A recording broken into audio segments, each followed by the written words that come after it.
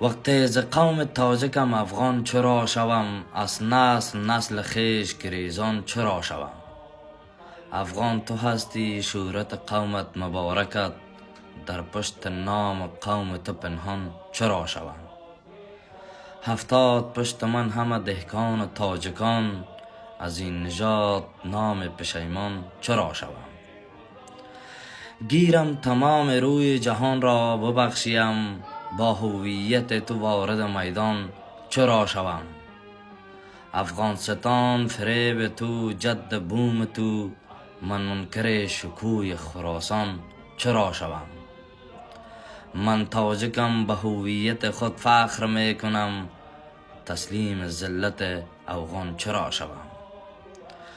وقتی که بلخ مولوی باشد شناسنامه ام، از جمع نسل کوی سلیمان چرا شوم.